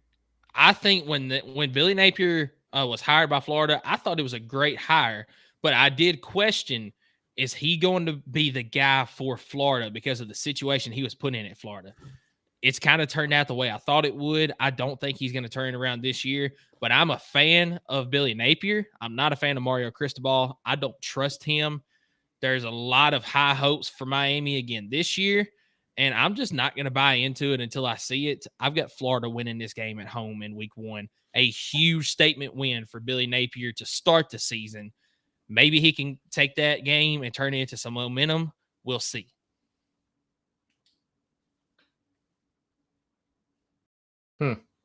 I didn't die. I'm just thinking. I want this known. Yes, I agree with you. I think Florida could absolutely get this win. But for the sake of the pick segment and for the sake of excitement, instead of just picking the same thing, I also see Florida in week 1 games under Billy Napier, and they've not been solid. That's a good point. They've not been solid against Utah. That comes to mind. I am actually going to take the Hurricanes here to beat Florida, solely because I just want to disagree with you. But 2, I could absolutely see this happening. And if this happens to Florida, oh boy, this could be an absolute. I mean, if they lose to Miami week 1, especially how they lose, being at home, they could possibly. I mean, they bring in 3-9 into the equation of their overall record. Yeah. So they don't need to lose. I don't think they're going to lose. I'm going to pick them to lose because I just want to beat you in week 1. I'm so competitive. Like, I just want to beat you. I want to have the winning record from start to finish again. Like, I think I did last year. Like, I think we tied a couple times, but I'm pretty sure I won the entire year. And I want to keep it that way. So here's the crazy thing. Here's the crazy thing about last year, though. I went perfect in week 1 games. But because you picked the Duke Clemson upset, you were still ahead of me at the end of week 1. Get right, dude. We don't count the losses. It's just a matter of how many points you get. All right. So how many wins you get. So yeah, but that's what makes the upset pick of the week that much more important. So yeah. Hopefully we do better this year than we did last year on it. Yeah, I think I only got like 2 of them right. But it was funny because the 2 times that I got it right, is when I needed to get it right. So it's all Yeah. that matters. So no, I'm taking Miami in this game. I mean, on paper, Miami should win. So I mean, it's not an outrageous pick. It's just And if you watch the late kick with Josh Pate, he is a big believer in Miami this year. He's gone to the practice, and of course, he Who can't. did they get? They got a transfer quarterback that's solid, didn't they? Tyler Van Dyke. No, that was the quarterback last year. I thought they got a new quarterback. No, he's back this year. Tyler Van Dyke is. I'm gonna have to fact check you on that, but okay. All right. But yeah, he's a big believer. He can't give out any details because he was allowed to practice, but he said what he's seen, he said his exact words were the O-line and the D-line for Miami looks like an SEC O-line and D-line. So if that tells you anything, he's big on Miami this year. I, however, am not. 4:15 Eastern time on the SEC Network. Old Dominion is coming to South Carolina. South Carolina is a 21-point favorite in this game. I'm going to be interested to see what South Carolina does in this one. Old Dominion is a team that has pulled some upsets in the past. I mean, I'm pretty sure last year, maybe it was 2 years ago, they beat Virginia Tech at Virginia Tech. This isn't that same team. I do think they still have some talent. I think it's going to be a good test for South Carolina with new quarterback Lenore Sellers this year. We get to see Rocket Sanders in this game. Can he stay healthy this year for South Carolina? I do think South Carolina gets the win in this game. Matt, I believe, was asking if Miami and Florida would be the game of the day, and I'm going to say no. There's one that we're getting to a little later that I think could be the game of the day. But if we're talking about best game, I think it could be the best of the game, game of the day, I guess. If we're talking about maybe closest, exciting finish. But as far as like big name teams going at it in week one, Miami, Florida, absolutely at the top. But I think there's one more matchup that's a little bit more exciting that we're going to get to here in a little bit. And that game, College Game Day, is going to, so. Yeah. So, and we'll get there. But South Carolina, give me South Carolina. That's an easy pick. Eastern Kentucky at Mississippi State. I'm taking Mississippi State. This is an SEC plus game. So if you're a Mississippi State fan watching the show, just know your week one game will not be nationally broadcasted. It will be on ESPN Plus, SEC Network Plus. Get that subscription. If you don't know how, reach out to me and Michael via DM. We can absolutely explain to you how to get that subscription. It's pretty easy. It's not too crazy hard. Yep. But anyways, I'm also taking Mississippi State in this game. This is going to be this is going to be a game that's going to be fun to watch just because of the high-powered offense that I think Mississippi State is going to have this year. Obviously, not going to be a competitive game, I don't believe, but it's going to be fun to watch that offense for Mississippi State. Yeah, for sure. 7:00 Eastern time. Yes. Alabama is facing off against Western Kentucky. See, now this is the matchup that I was talking about. This is the absolute, like, if you're talking big name Brent, no, I'm joking. I'm taking Alabama by a mile here. I mean, Alabama in this game is going to win, and they're going to win pretty handily. But don't sleep on Western Kentucky. I am by no means picking the upset in this one. Alabama will win. USF? Are we benching Jalen Milroe in week one? Is that what we're doing? All right. No, but Western Kentucky, they are a perennial power when it comes to mid-major college football. So don't sleep on them. They have been known to give teams, give some Power 5 teams a little bit of trouble.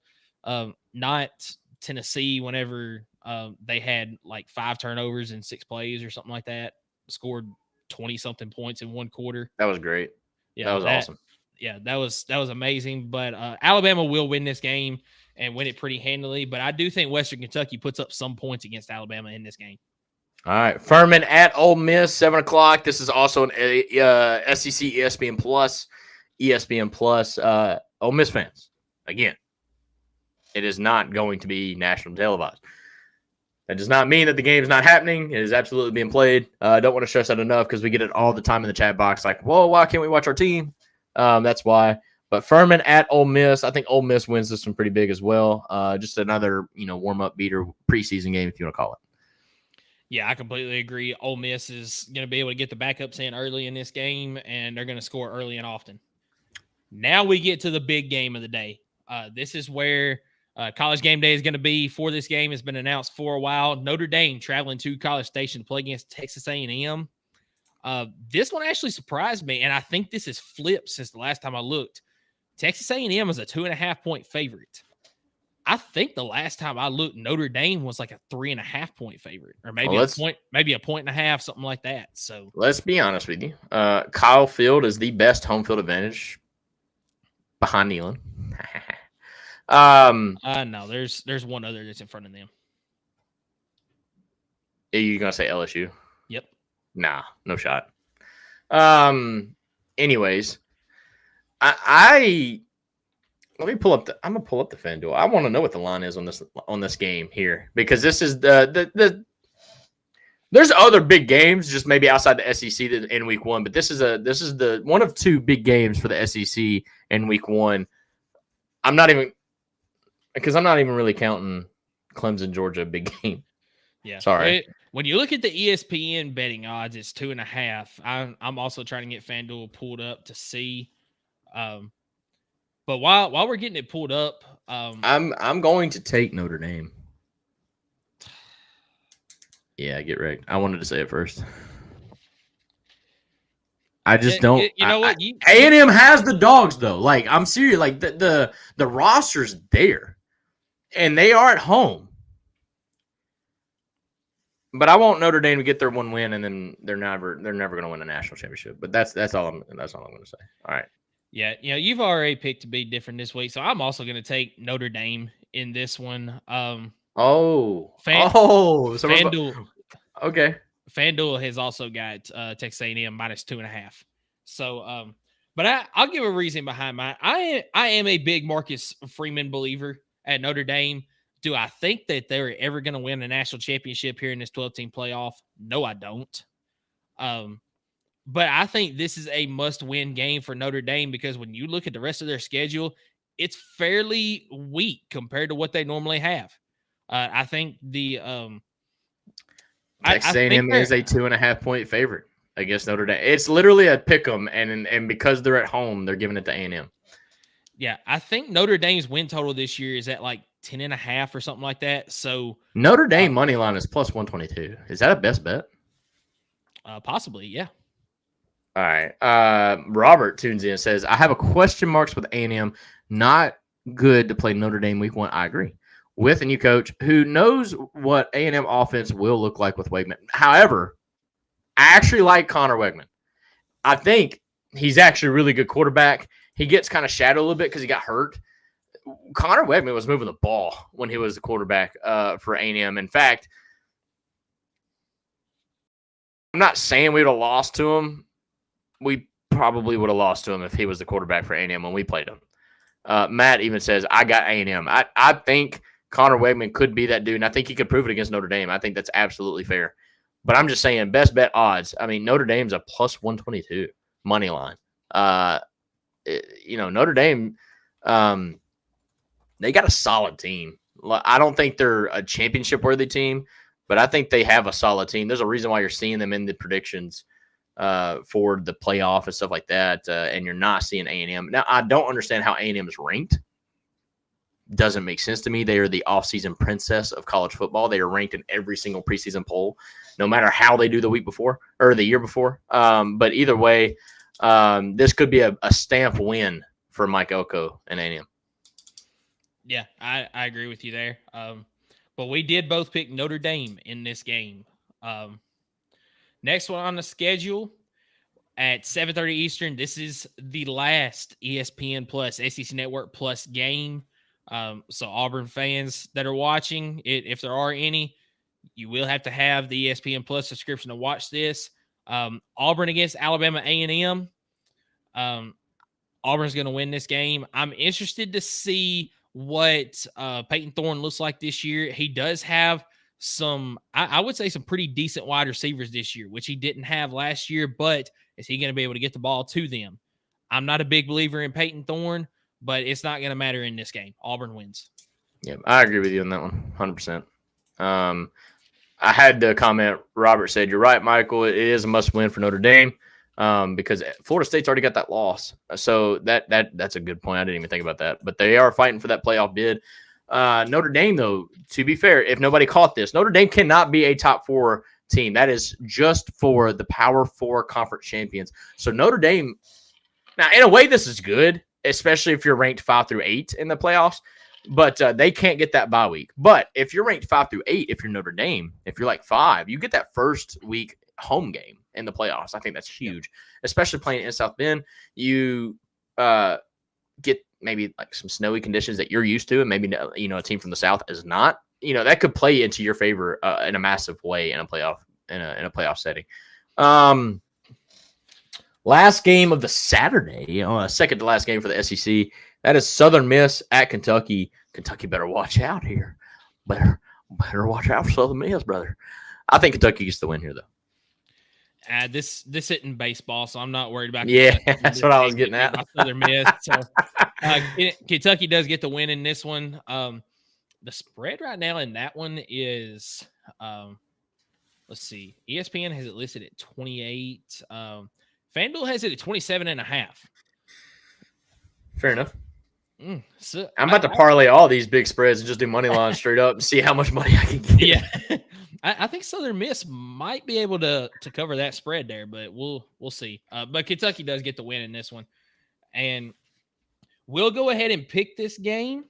But just like last year, this game, we won't know what the result of it is until after next week's show.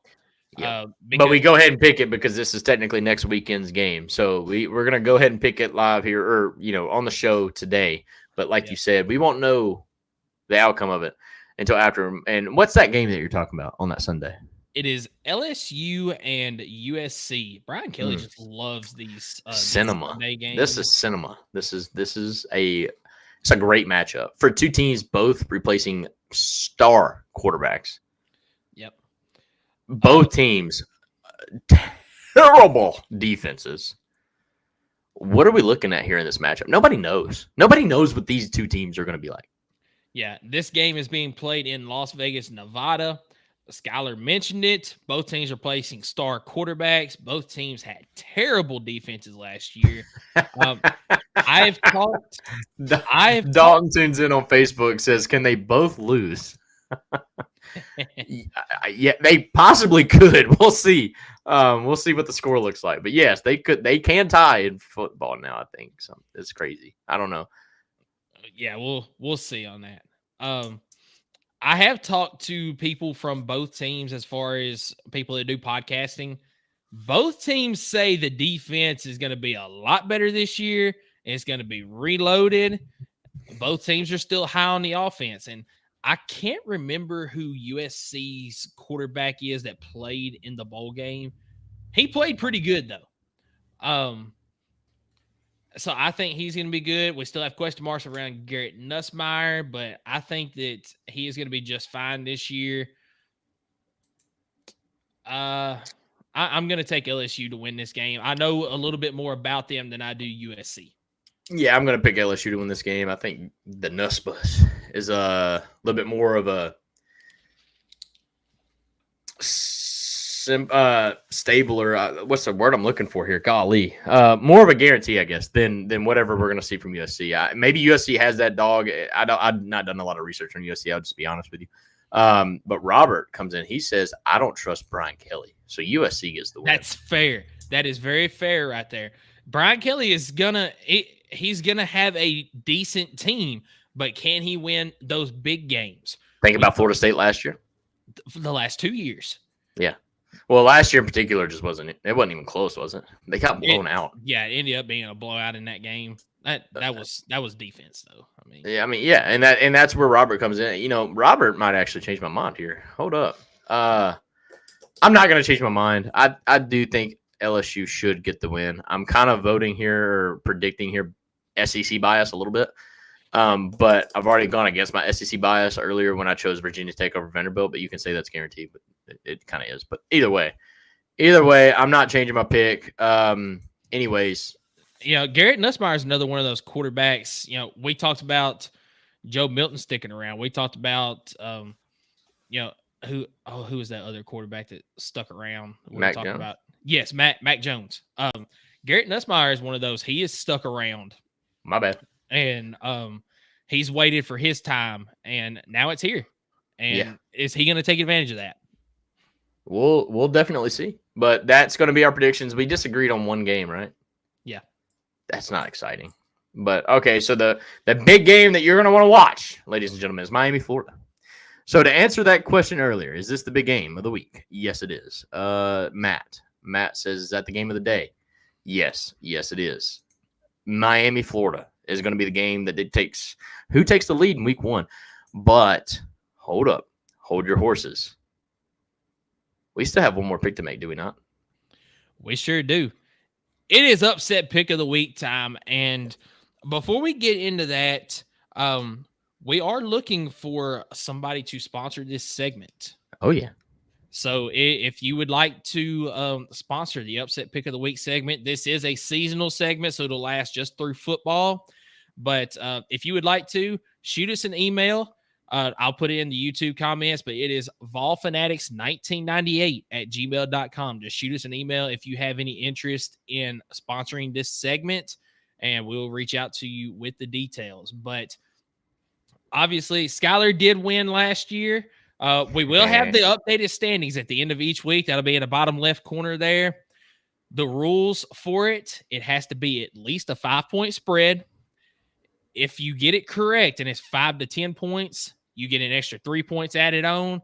If it's a 10-plus point and they win, that's 5 points. And this year we added, if you cover the spread, your team doesn't win, but you cover the spread, it's a 1 point added to your score. We don't really look at the losses. It's just the wins that matter. That's right. So I'll go first with my pick because it's not near as exciting to people, but I think it's a valid pick, and it qualifies for the 5 points, and I'm pretty excited about that. I am going to choose for my upset pick of the week. I'm going outside the SEC, even though there was a game in the SEC that I kind of thought about because, like we've mentioned, Vanderbilt's only like a 13-point underdog to Virginia Tech, I think, which that was kind of enticing, not going to lie. But I just don't see them pulling out the win. The way I see Sam Houston State beating Rice, because as our friend Josh Pate says, you don't lose to food. So Sam Houston State, a 10.5-point underdog, I think could pull out the outright money line, just straight up upset. And which I think I'm pretty confident that I'm going to start out. I mean, if we're counting last week's pick, I mean, I could be 10 points ahead already, but whatever. It's fine. But I'm liking that pick. Personally, I was trying to fight between that and Nevada Troy. Nevada is now, which I should have chosen earlier. I sent the screenshot. They are now a 9.5-point favorite, so it kind of forced my hand to pick Sam Houston State. But I like that game and I like the spread, and I'll take that all day long. What say you for the upset pick of the week? So this year with the point for the cover added in, you can play this one of two ways. You could either, go for that, try to go for that 3-pointer, that 5-point, or you can just choose a big spread that you don't think is going to cover and get that 1 point.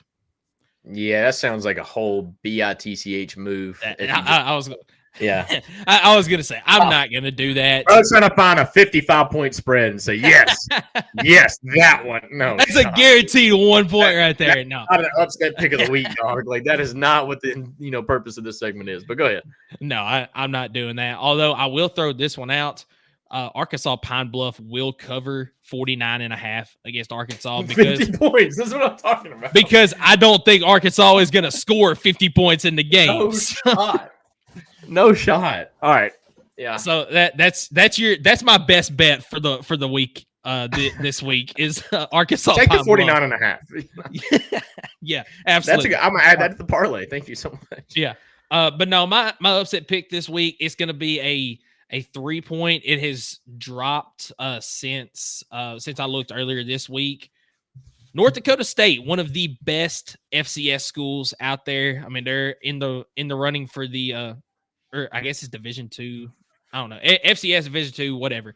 They're in the running for the national championship every year. They're going up against Deion Sanders and Colorado.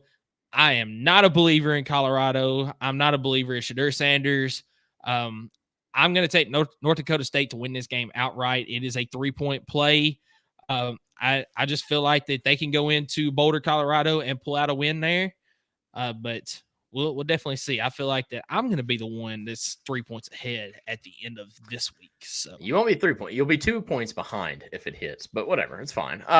Look, Sean nailed it. Sean prepared for this segment. We know you're a long-time listener, brother. Look, he said, I've already got my pick too, and he agrees with you. He thinks North Dakota State over Colorado, and he doesn't even think that'd be called an upset. That's how I felt with Georgia Tech.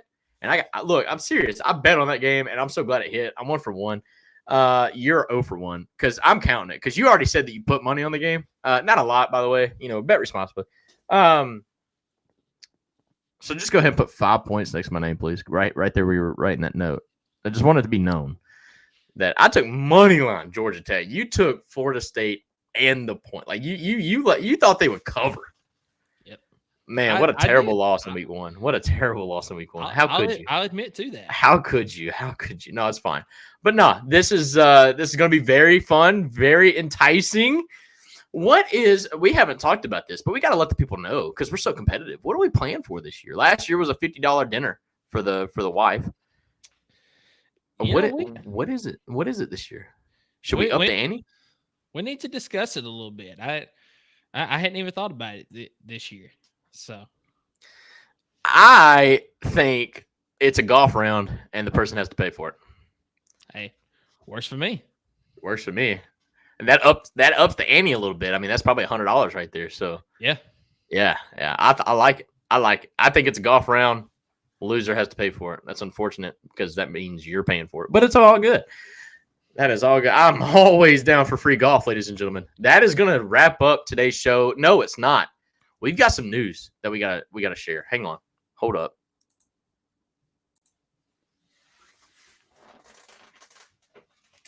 Josh Heupel is cooking, ladies and gentlemen. He's cooking. If y'all didn't know, we got David Sanders Jr. That shouldn't be a big surprise. What you may not know is we've landed a lot more. We've got a 4-star linebacker flipped his commitment from Alabama, to Tennessee. That happened the day after David Sanders Jr. committed. And then, let's see, yesterday. This is yesterday, right? 2 days ago. 2 days ago. Friday, we got another 4-star cornerback, Honest Conneberry, has committed to Tennessee. Ladies and gentlemen, this train ain't stopping. It wasn't over with David Sanders Jr. No, we've added 2 more since then, and now you're top 5 in the nation in recruiting. You're 4th, I think, in the SEC, maybe 3rd, flirting with it. Ladies and gentlemen, Josh Heupel, there was questions when he was hired. Could he recruit an SEC caliber? I think he's proving that he can. Yeah, you're absolutely right on that. Tennessee, like you said, they just keep on rolling. This train just keeps on going down the tracks. But that's not all the news that came down this week. Not recruiting news, but we told you it was going to happen. It has happened. Tony Vitello has signed a contract extension. It is a 5-year extension that will now pay him $3 million annually, making him the highest paid baseball coach in college baseball. And he's being paid more than, is it almost half of the major league managers as well? He's getting paid more than some of the college football head coaches, dog. Like he got the bag, and he deserves it. He deserves it. Yes. He's a younger head coach that brings a lot of enthusiasm and excitement to the team. He's going to continue to do that. He's a competitor. It's not like this guy's not a guy that won a natty, and he's going to be like, oh, I'm content. I don't have to push near as hard as I have to. No, this guy's already looking forward to winning another one. I mean, he is 100% full throttle ahead. It's the SEC. Things are going to happen. He may not be able to win another one immediately. That's the parity of SEC. I mean, we talked about it in baseball, how like the last 5 national champions in the World Series has been an SEC team, right? I'm right on that. But between LSU, you had Florida, Mississippi schools did it, Ole Miss and Mississippi State, then LSU, and then Tennessee. So I mean, there's a lot of parity in the conference. But this guy, he's going to do everything he can. And that's why he got the bag that he got. $3 million a year for the next 5 years. That's a $15 million contract. Yes, sir. Sign me up for all that through thick and thin, brother. Through thick and thin. This guy is our guy, and I think he likes it here. I think. Oh yeah. I mean, he could have went anywhere he wanted to in the country and probably got the same contract, but he wanted to stay here with us, and that means so much, dude. Yeah, that's our guy. How can you not like that man right there? I mean, he's a man of the people. That's for sure. Also, I was actually low key looking for me because I was there, but I'm further down the street.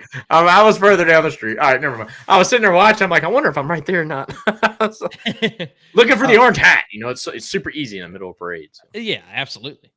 One more bit of exciting news for Tennessee, and that's all that I'll have. So, a friend of the podcast, we were actually kind of hoping that he would come on this week. Unfortunately, his schedule's a little bit busier now because Carlos Lopez, most of you might know him as Vamos Vols. It has been announced this past week that we will have a Spanish broadcast for all 12 football games this year, and Carlos Lopez will be your play-by-play guy for the Tennessee Spanish broadcast, along with his broadcast partner is Fuad Revez, I think is how you say his name. He was a kicker for Tennessee in the 1980s. Pretty good kicker for Tennessee. They will be doing your Spanish broadcast for the entire season. That is going to be on the Sports Animal app. You can get it on iPhone, Android, whatever device you have, and also AM 990 if you live in and around the Knoxville area. That is where you can find that broadcast. Of course, you can find Bob Kessling and Pat Ryan on pretty much any radio station that covers Tennessee football. But that is exciting news for Tennessee. They're now the 4th SEC school to have an all-Spanish broadcast. And that's huge, not just for the Spanish community, but for Tennessee, because you are now going to be able to broadcast Tennessee sports to a greater audience. I mean, around the world. I saw a post this past week from Carlos himself. He has had people from Guatemala, from over in Spain. I mean, all over the nation have reached out to him. Hey, we're going to be listening to you this season because of this being announced. So it is huge for the university. That's awesome. Justin said, "Can I play too?" I have no idea what he's talking about. Probably the pick segment. Oh yeah, bet. Go for it. Turn them in. Send them in. If you got them, DM us. We'll keep track. No, man, I think that is actually going to do it for the show, though. It's been a long one. It's been a fun one. It is officially game week. It's football time in Tennessee, baby.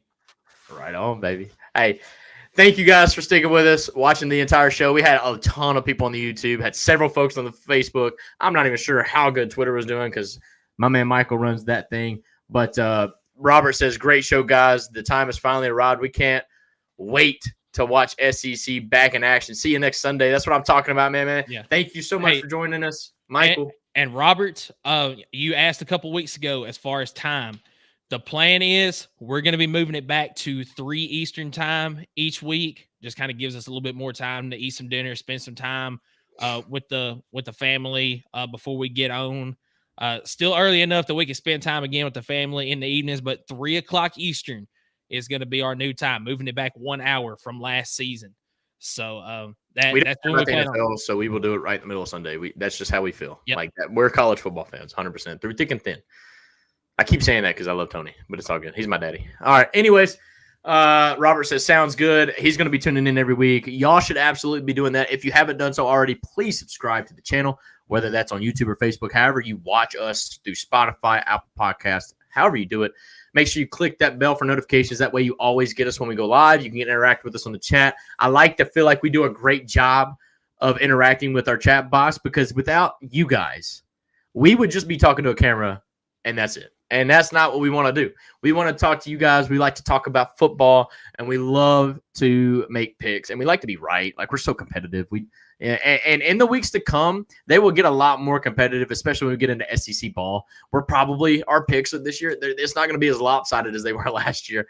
I could see us missing a lot of picks this year, but have you guys join us. Y'all could absolutely make picks for yourselves in the comment section. It's very fun. We try to keep it fun, family friendly here.